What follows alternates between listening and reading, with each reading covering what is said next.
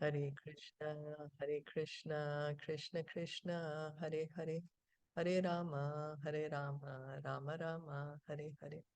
So we continue reading from Bhagavatam, Canto 6, chapter 15. We are reading the text 12 to 15. I forgot to read the last paragraph of this purport actually. No, Yeah. I missed out this last.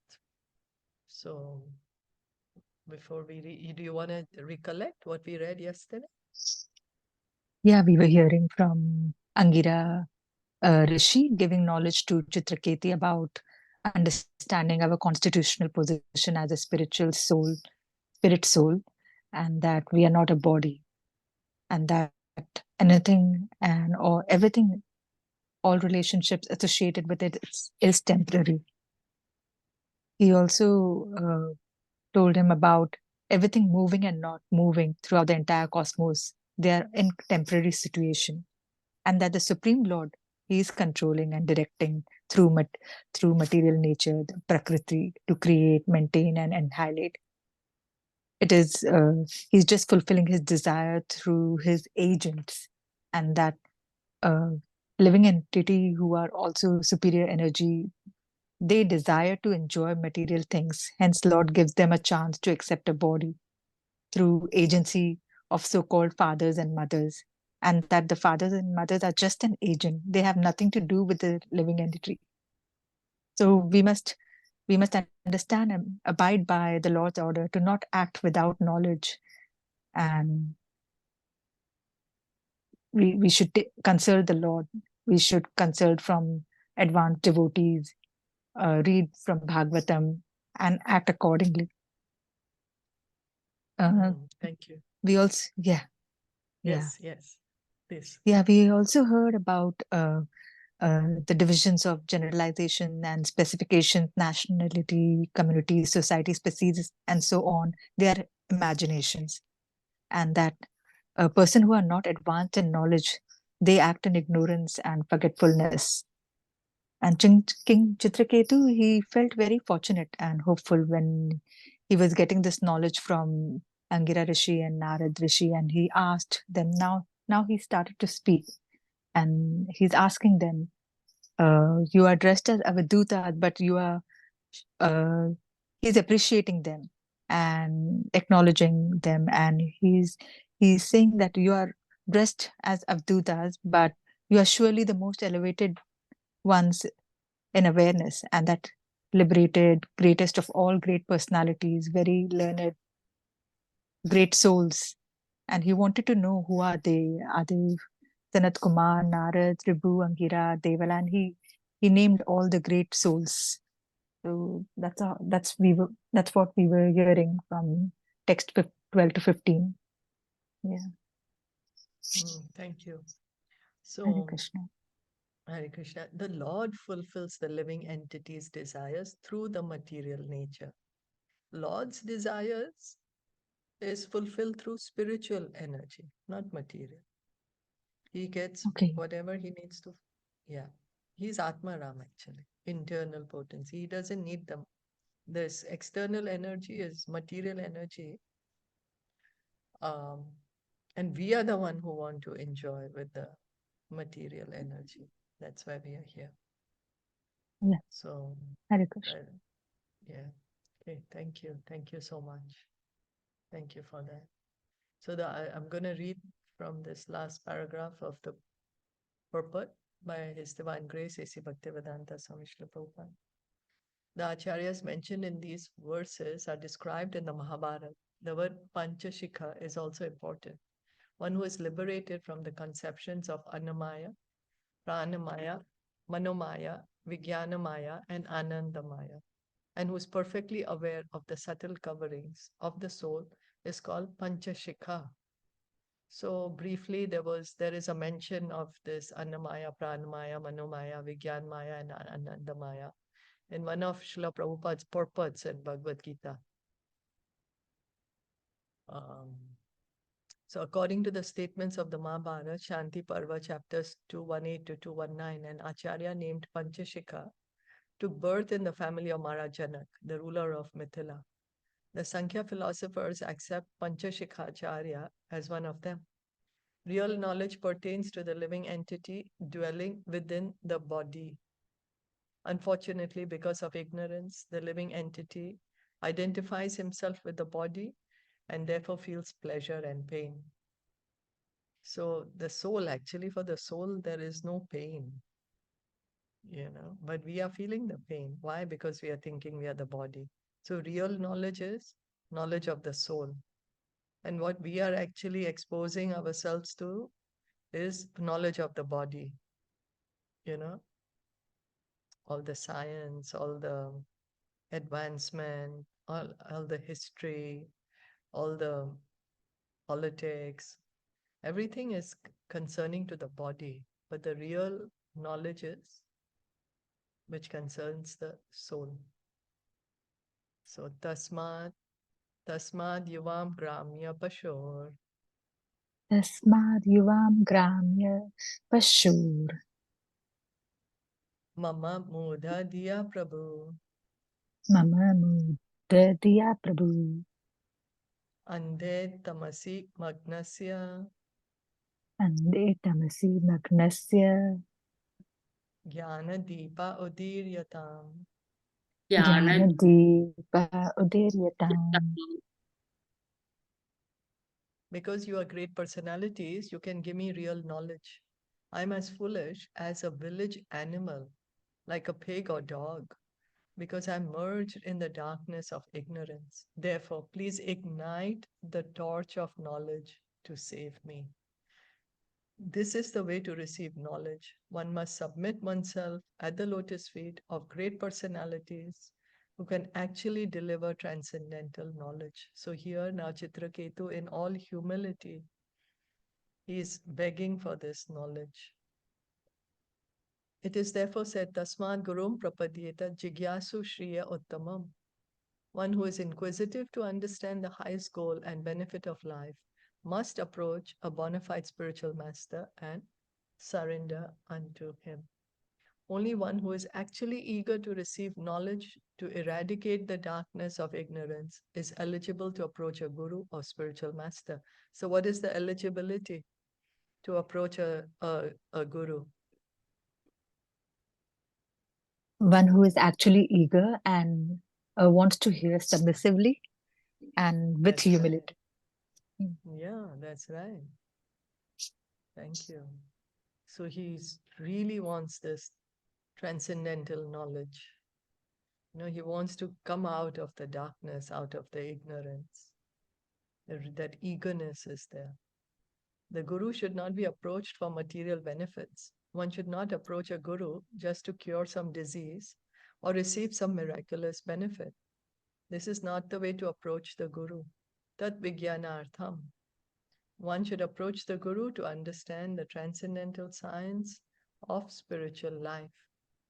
Unfortunately, in this age of Kali, there are many bogus gurus who display magic to their disciples, and many foolish disciples want to see such magic for material benefits. These disciples are not interested in pursuing spiritual life to save themselves from the darkness of ignorance. So, we should approach a guru to get transcendental knowledge, not for anything material. Guru is one who knows the science of Krishna. He's a guru. So it is said, Om Agyana Timirandasya Gyananjana Shalakaya Chakshurun Militam Yena Tasmai Shri Guruve Namaha. I was born in the darkest ignorance, and my spiritual master opened my eyes with the torch of knowledge. I offer my respectful obeisances unto him. This gives the definition of the Guru. Everyone is in the darkness of ignorance. Therefore, everyone needs to be enlightened with transcendental knowledge. One who enlightens his disciple and saves him from rotting in the darkness of ignorance in this material world is a true Guru. So what's the ignorance? We are the body. That's right. We are thinking we are the body. We are not able to understand we are the soul. So we need to approach a bona fide guru to help us, give us this knowledge. Shri Aṅgirā Uvacha. Shri Aṅgirā Uvacha. Aham te putra kamasya. Aham te putra kamasya. Putradosmi Aṅgirā Nripa. Putradosmi Aṅgirā Nripa. Esha Brahma Sutta Sakshan. Esha Brahma Sutta Sakshan. Esha Brahma Sutta Sakshat. Nārado Bhagavan Rishihi. Nārado Bhagavan Rishihi. Aṅgirā said, "My dear king, when you desired to have a son, I approached you. Indeed, I am the same Aṅgirā Rishi who gave you this son. As for this Rishi, he is the great sage Nārada, the direct son of Lord Brahma." So because he was wondering, no, who are you? He was naming, Chitraketu was naming all the so many great personalities. So Aṅgirā Muni is saying, I'm Aṅgirā. I gave you the son when you wanted. And this is Nārada Muni. Itham tvam putra shokena. Itham tvam putra shokena. Magnam tamasi dustare.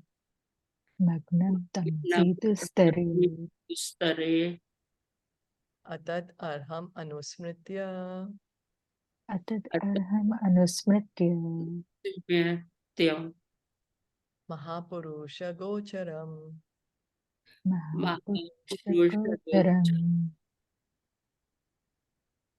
Anugrahaya bhavata.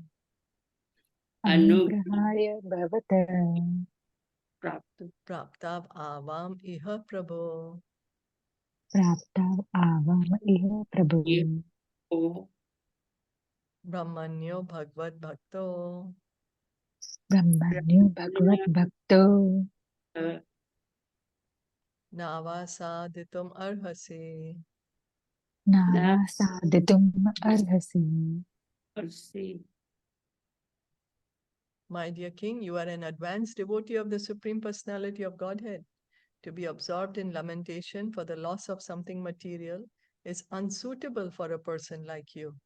Therefore, we have both come to relieve you from this false lamentation, which is due to your being merged in the darkness of ignorance. For those who are advanced in spiritual knowledge, to be affected by material loss and gain is not at all desirable. Several words in this verse are very important. The word Mahapurush refers to advanced devotees and also to the Supreme Personality of Godhead. Maha means the Supreme and Purush means person. One who always engages in the service of the Supreme Lord is called Mahapaurushika. So Prabhupada is explaining Mahapurush refers to God and also refers to advanced devotees. It doesn't mean that the devotee has become God. No, God is God, the devotee is devotee. But the devotee is being called Mahapurush because he has approached the Mahapurush. He's taken shelter of the Mahapurush, the Supreme Person. So Sukadev Goswami and Maharaj Parikshit are sometimes addressed as Mahapaurushika. A devotee should always aspire to engage in the service of advanced devotees. So this is the mood of the devotee. Gopi Bharatur Padakamalayar Das Dasanu Dasanu Das. Lord Chaitanya says, that's the mood of the devotee, to become a servant of the servant of the servant of the servant of the maintainer of the gopis. So engaging in the service of advanced devotees. As Srila Narottam Das Thakur has sung, Tandira Charana, Sevi Bhakta Sanevas, Janme Janme Haye, E Abhilash. A devotee should always aspire to live in the association of advanced devotees and engage in the service of the Lord through the parampara system. So, one should desire to live in the association of devotees engage in devotional service in the association of devotees. One should serve the mission of Sri Chaitanya Mahaprabhu through the instructions of the great Goswamis of Vrindavan. This is called Tandera Charana Sevi. While serving the lotus feet of the Goswamis, one should live in the association of devotees, Bhakta Sanevas. This is the business of a devotee. A devotee should not aspire for material profit or lament for material loss. So as Lord Chaitanya in the Shikshastakam, he says, Na dhanam, na janam, na sundaram, kavitam va jagadisha kamaye, mama janmani janmanishvare, bhavatad bhaktir ahaitu tvai. Lord Chaitanya is showing us that the mood of the devotee is that I don't want any wealth, I don't want any followers, I don't want any beautiful women or beautiful men. What I want, life after life, is to just engage in your devotional service, my sweet Lord. So Prabhupada is explaining the same thing, that a devotee should only desire pure devotional service, not aspire for material profit or lament for material loss. So it may be difficult for us to do it. You know, we have a habit, we are lamenting and we are hankering, we want something, and then we feel sad that we have lost something. So we need to hear and chant more in the association of devotees. When Aṅgirā Rishi and Nārada saw that Maharaj Chitraketu, an advanced devotee, had fallen in the darkness of ignorance and was lamenting for the material body of his son, by their causeless mercy, they came to advise him so that he could be saved from this ignorance. So the devotees are always kind. You know, they're always kind. Now here Aṅgirā Muni and Nārada Muni have come to relieve Chitraketu of his lamentation. They've come to give him the knowledge. And they are saying, you are an advanced devotee. Here Prabhupada is also mentioning he's an advanced devotee of the Lord. Another significant word is Brahmanya. The Supreme Personality of Godhead is sometimes addressed by the prayer, Namo Brahmanya Devaya, which offers obeisances to the Lord because he's served by the devotees. Therefore, this verse states, Brahmanyo Bhagavad Bhakto Navasad Titum Arhasi. This is the symptom of an advanced devotee. Brahmabhuta Prasanatma. For a devotee, an advanced, self-realized soul, there is no cause for material jubilation or lamentation. He is always transcendental to conditional life. So this is the position of the devotee. He is equipoised. He's understood he's not the body. It's understood he's the soul. He has a relationship with Krishna. So he does not hanker for anything material. And he does not lament for losing anything material. He knows it's material. It has nothing to do with him. So going on, Tadeva te param jnanam. Tadeva te param jnanam. Dadami graham agataha. Tadami graham agataha. Gyatvanyaabhinivesham te. Gyatvanyaabhinivesham te. Putram eva dadami aham. Putram eva dadami aham. When I first came to your home, I could have given you the supreme transcendental knowledge. But when I saw that your mind was absorbed in material things, I gave you only a son who caused you jubilation and lamentation. So because that time Chitrakiti was just, oh, I need a son, I want a son, I can't be happy without a son. So he wouldn't have been able to receive the knowledge. So Aṅgirā Muni is saying, that's why I just gave you a son. Adhuna putrinam tapo. Adhuna putrinam tapo. Bhavateva anubhuyate. Bhavateva Evam dara graharayo. Evam tara grahaye Vidhi vivi vividhaishvarya sampadaha vividheshwari sampadaha shabdadayascha vishayas shabdadayascha vishayas chala raja vibhutaya chalaraja vibhutayah mahirajyam balam kosho mahirajam balam kosho bhritya matya surijanaha Nritya matya surij janah jana sarvepi shura sene me sarvepi surasheni shoka moha bhayartidaha shokamoha bhayatidah ida gandharva nagara prakhyaha gandharva nagara prakyah kya swapna maya manorathaha. swapnamaya manoratah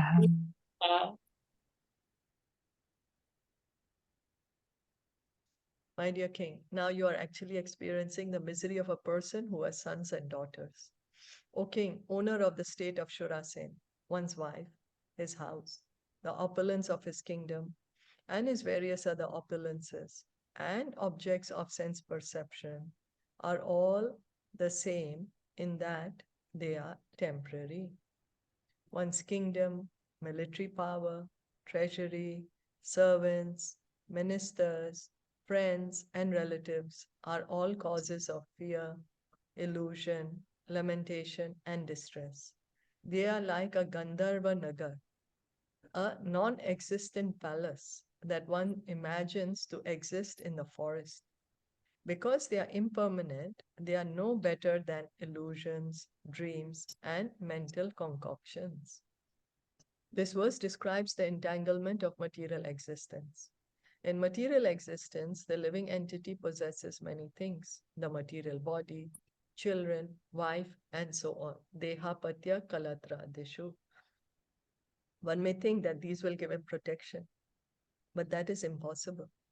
In spite of all these possessions, the spirit soul has to give up his present situation and accept another. The next situation may be unfavorable, but even if it is favorable, one must give it up and again accept another body. In this way, one's tribulation in material existence continues.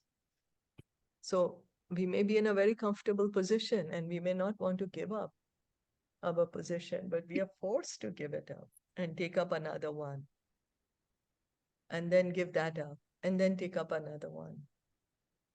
A sane man should be perfectly aware that these things will never be able to give him happiness.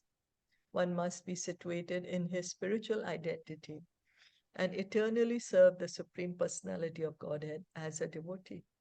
Aṅgirā Rishi and Nārada Muni gave this instruction to Maharaj Chitraketu.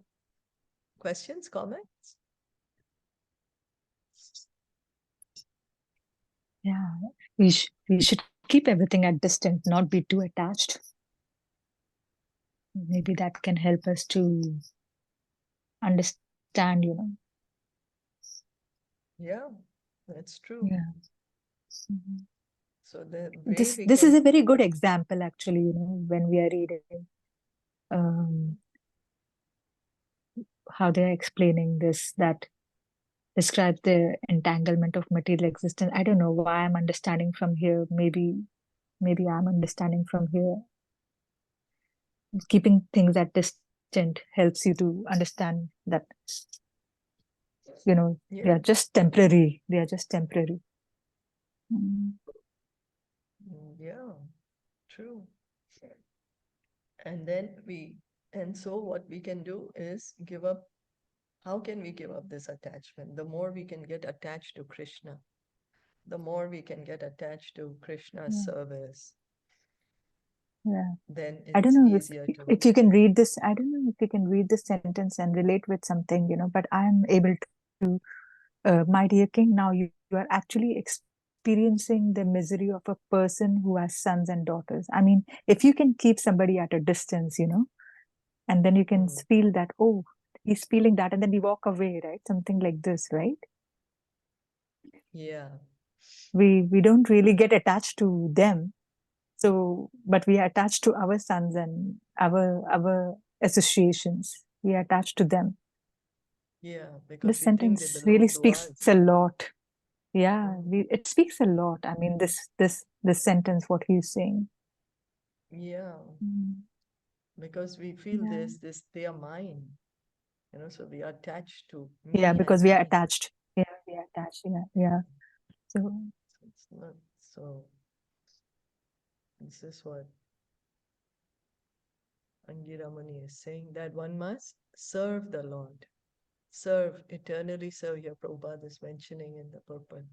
That how can we give up this attachment to the material world? We have to serve the Lord. Drishyamana vinarthena Drishyamana vinatena Vinatena na drishyante manobhava na na drishyate drishyante manobhavaha karma bhirdhyayato nana karma bhijayato nana nana karmani manaso bhavan. karmani karmani so bhavan. manasyavan. These visible objects like wife, children, and property are like dreams and mental concoctions. Actually, what we see has no permanent existence. It is sometimes seen and sometimes not. Only because of our past actions do we create such mental concoctions. And because of these concoctions, we perform further activities. Everything material is a mental concoction because it is sometimes visible and sometimes not. So it doesn't mean that what we are seeing right now, we are imagining. But what is that imagination is that we are thinking it belongs to me, that I am this body. Otherwise we may think, oh, am I hallucinating? But it's like kind of what is the thing that we are concocting? We are thinking, oh, I'm this body. What I'm seeing belongs to me, is for my enjoyment. So at night, when we dream of tigers and snakes, they are not actually present, but we are afraid because we are affected by what we envision in our dreams. Everything material is like a dream because it actually has no permanent existence. So right now, whatever happens to us, we are so much affected by it, so much, our whole days and nights are consumed by it. But then what happens when we give up this body? Then all that we held so dear, all that we were so concerned about, we put so much energy in, doesn't exist anymore. We are in another body, in another situation, surrounded by different things, environment. So that's why it's being said like a dream. Srila Vishwanath Chakravarti Thakur writes as follows in his commentary. Arthena Vyagra Sarpadina Vineva Drishyamana Swapnadi Bhange Satina Drishyante Tad Evam Dharadayo Vastava Vastu Bhuta Swapnadayo Vastu Bhutas Jasarve Manobhava Manovasana Jan Yatva Manobhava. At night, one dreams of tigers and snakes, and while dreaming, he actually sees them. But as soon as the dream is broken, they no longer exist. It's true, no? We sometimes have nightmares. But when we get up, then the nightmare is gone. We are on our bed, in our comfortable place. Similarly, the material world is a creation of our mental concoctions. We have come to this material world to enjoy material resources. And by mental concoction, we discover many, many objects of enjoyment. because our minds are absorbed in material things. So, our intelligence is so absorbed in material things right now, and we are finding out newer and newer ways of enjoying. Oh, I'm going to do this, I'll enjoy. I'll do that, I'll enjoy more. That's what our intelligence has become right now. So this is why we receive various bodies. According to our mental concoctions, we work in various ways, desiring various achievements, and by nature and the order of the Supreme Personality of Godhead, Karmana Deva Netrena, we get the advantages we desire. So the mind tells us, you do this, and then you're going to enjoy in this way. And you do this, and you're going to enjoy in this way. So it's the mind which is telling us. And so then we act in a certain way. And in this way, we are also creating our future bodies. You're going to get different bodies depending on our mental and depending on our mental situation. What is our desire, how we are desiring. And these desires are fulfilled by Krishna with the facility of material nature. Thus, we become more and more involved with material concoctions. This is the reason for our suffering in the material world. Because the mind tells us, okay, you do this situation, you will be happy. Or don't do this, you're not going to be happy. You're not going to enjoy. You're going to enjoy in this way, you're not going to enjoy in this way. So, by one kind of activity, we create another, and they are all products of our mental concoctions. Why? Because actually, we are not the body, we are the soul. And our real bliss is when we can be in the spiritual world, in a spiritual atmosphere with Krishna.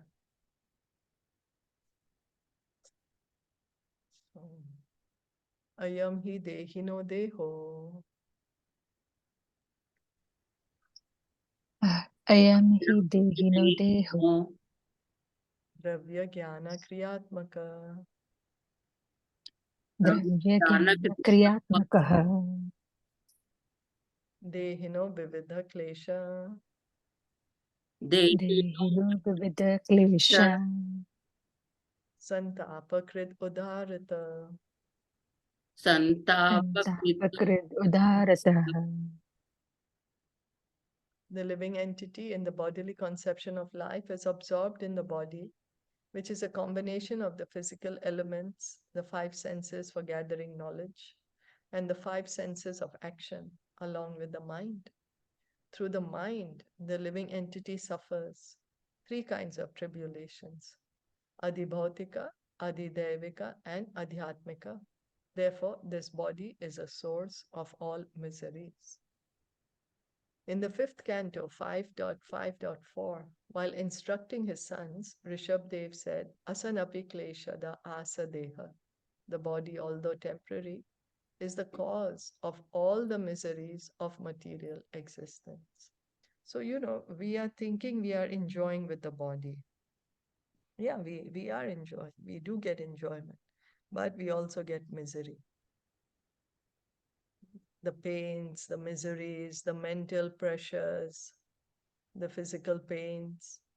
It's with this body. The mind is also a part of the body, the subtle body. As already discussed in the previous verse, the entire material creation is based on mental concoction.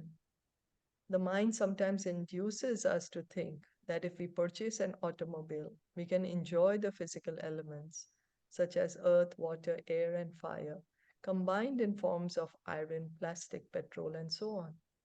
Working with the five material elements, Panchabhutas, as well as with our five knowledge gathering senses, like the eyes, ears, and tongue, and our five active senses, like the hands and legs, we become involved in the material creation, material condition. So Prabhupada is giving an example what happens. Our mind tells us, hey, you buy this car, you're going to be happy. Now, what is the car actually made of?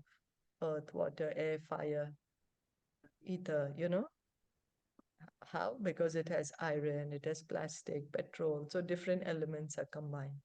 And then what our senses, with our eyes, ears, nose, tongue, with our hands, legs, we are enjoying this car, we are trying to enjoy it.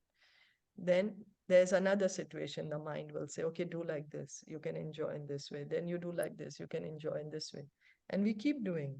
And in this way, we get more and more desires and more reactions to our actions. Thus, we are subjected to the tribulations known as Adhyatmika, Adhidevika, and Adhibhautika. The mind is the center because the mind creates all these things. As soon as the material object is struck, however, the mind is affected and we suffer. For example, with the material elements, the working senses, and the knowledge gathering senses, we create a very nice car. And when the car is accidentally smashed in a collision, the mind suffers. And through the mind, the living entity suffers. It's true, no? We are in a car crash, we'll tell the person, hey, why did you hit me? But he didn't hit us, he hit the car. But we are thinking, the mind is making us think that way. Or something of ours get lost. Huh? I'm sorry. Yeah. Hare Krishna, you continue. No, please. You were saying something. Yeah, so mind is actually just always looking for happiness, right? And intelligence is Krishna. Intelligence is love, true love. Well, intelligence is supposed to guide the mind. But right now, our mind is taking the control and is telling the intelligence, you keep quiet. Intelligence is also, it's a part of the subtle body, mind, intelligence, and false ego. Yeah. Intelligence should be used to decide, oh, should I do this? The mind is telling me, do this, I will enjoy. Then the intelligence has to come into play. Should I actually do it or not? Yeah. But what happens is the mind overtakes, doesn't let the intelligence speak. The mind says, no, just do it. You're going to enjoy it in so many ways. Right? Yes. So the fact is that the living entity, while concocting with the mind, creates the material condition because matter is destructible. Through the material condition, the living entity suffers. Otherwise, the living entity is detached from all material conditions.